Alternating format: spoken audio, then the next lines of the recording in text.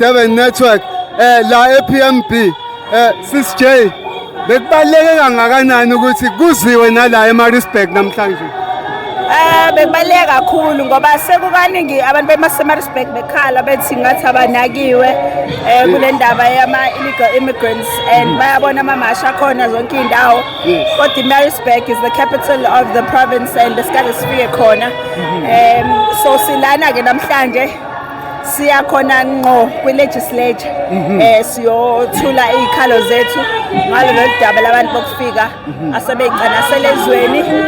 Sidlulile nala ekuthiwa akudlulwa khona koSomali ekuthiwa indaba yabo safuna ukushiya kubona umlayezo ukuthi ayikho indawo la eSouth Africa ekuzothiwa ama-South African akufanele angene kuwona iyona.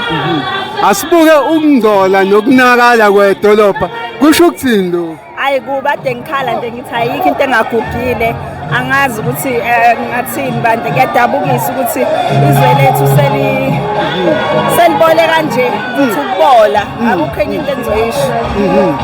Khona la siya khona ngesimo esinje sizoya phela ngoba umphakathi ususukumile sonke lesikhathi besihlela ngithi emafonini sicomplain emafonini manje sesifuna ukubonakala ukuthi ngendlela esikhathele ngayo sikhathele sifuna uhulumeni owaziyo umsebenzi wawo ukuthi yini okusukumela iy'dingo zabantu bakhona ukwenza indawo zethu ihlezi ihlanzekile zizinhle and indawo engacanasi nje nomba yabo engahloniphekile enganasithunzi yabo thina sifile ngathi sisilele ekhaya nje la ekuthiwa kuyabhengwa kuze kusa kunababa akunamthetho yabo so isithunzi sezwe kumele sibuye.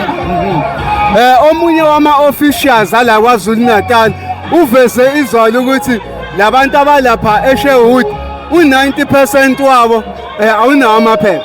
Ayikho into esithusayo leyo ngoba vele i-majority yabantu abala ezweni abantu abangalana ngokungemthetho ngoba buka ubuningi babo masubuka i-database ya-Home Affairs uyabona ukuthi akuhambisani yabo akwazi ukuthi kungathiwa sinama-refugees ala ko-230,000 kodwa kugcwele yonke indawo la wonke umuntu uyi-refugee yabo kusho ukuthi bonke la bantu abagcwele la ezweni bawobani yabo.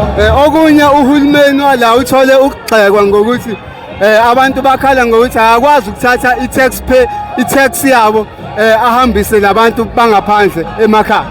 I think nje angazi ngathini sizothini ngoba phela at the end of the day ibona ababangenisile shuthi babone ngathi sibone fanele babakhipha angazi ngizothini kodwa umbuzo engilokhu nginawo ukuthi labantu ngoba bebesebenza yini pho bebeyisebenza uma benganayo imali yokugoduka okusho khona lento ukuthi khona ama-capitalist acapitalize ekuthenini khona abantu abahluphekayo abafuna ukuba lokhu bebezowagcwalisa la ezweni bese bebaholela imali engekho ngoba ukube bebaholela ngabanayo imali yokugoduka so asibuke leso sithombe leso ukuthi at the end of the day uhulumeni wethu yebo iwona osishiye imingcele ivulekile kodwa nabo labantu labo ohulumeni bangaphandle kufanele benze sure ukuthi bayakhokha ukuze bezofunda ukuvalela izinja zabo.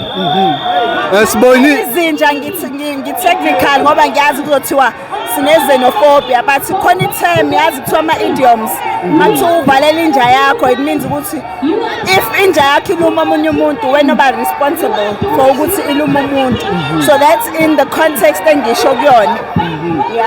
Sibonile lapha eMayfair bexosha abantu bala eSouth Africa kusho ukuthi ngabe sesikuleso sigaba leso. Awu kade safika ngiyatshela ukuthi bekusazoba wesi ngoba njengamanje nje wena point abangakuvukela bavukela umbuso ngendlela babaningi ngayo futhi labantu bangahlangana nje bebonke usho ukuthi leyanqabela abantu abalapha ngoba ade bedlula ngisho amaphoyisa ayikho into e-dangerous abangayenza of course ikhona yabo ukuthi abanye abanazo lezo inhloso bazele nje la ukuzophila abanye inhloso zabo ikhona lokho ukuvukela umbuso.